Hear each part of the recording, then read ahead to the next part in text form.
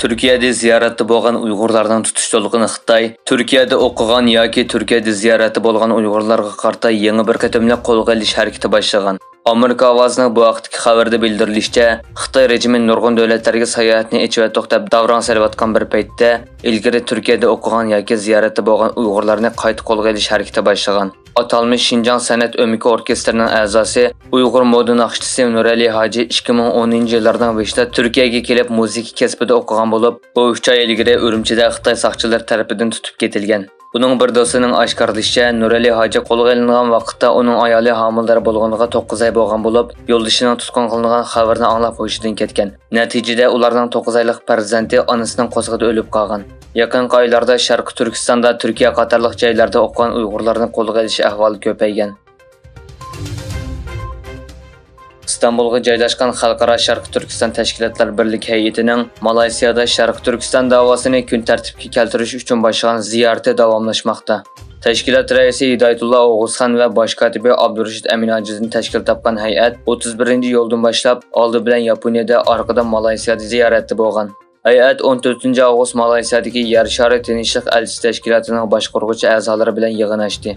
Ma'lum bo'lishicha, yangi qurilgan Uyg'ur Malayziya munosabatlar tashkiloti Malayziyadagi eng nufuzli tashkilotlarning qo'llab-quvvatlashi bilan faoliyatlarini davomlashtirmoqda ekan. Xitoy Shanxua agentligining xabariga qaraganda, Xitoy bilan Tailand 8-oyning o'ttirlaridan 9-oyning boshlarigacha Tailandda terrorlikqa qarshi birlashma harbiy mashq olib bordi ekan. Aytishlariga qaraganda, bu mashqning maqsadi atalmış terrorlikqa qarshi turish hamkorligini kuchaytirib, rayon tinchligi va muqimligiga tuhfa qo'shish ekan. Ma'lum bo'lganidek, Xitoyning ziyonkashligidan qochib 2014-yili Tailand orqali 3-bexatar davlatga berish uchun kelgan nurg'un Uyg'ur Xitoyning talabiga binoan Tailand doiralari tomonidan qo'lga olingan. Yangi uchurlarga qaraganda, hozir Tailandning har qaysi rayonlaridagi turmalarda 52 dan 56 gacha Uyg'ur tutib turilmoqda. Bu Uyg'urlarning uzun muddat xolanchi tutib turilishining asosiy sababi Xitoy hokimiyatining besimi va Tailand doiralariga izchil talab qo'yishi deb qaralmoqda.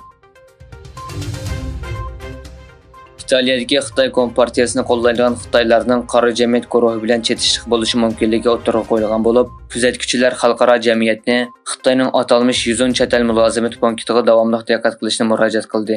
Amerika ovozining xabarida bildirilishicha, Italiya hukumati Xitoyning atalmış bir belvaq bir yo'l savdo tashabbusidan chekinish yoki chekinmaslik masalasida halqali qaror qilishga duch kelgan. Shuning bilan birga, Xitoyning atalmış chet el soqchi punktlari hamma joyda kengayganligi. O'tgan yil Italiya hukumati Xitoyning atalmış chet el soqchi punktini bayqagandan keyin tekshirishning boshlanganligini e'lon qilgan. 1 yilga yaqin vaqtdan keyinmi tekshirish natijasini texnik e'lon qilmaganligi ta'kidlangan.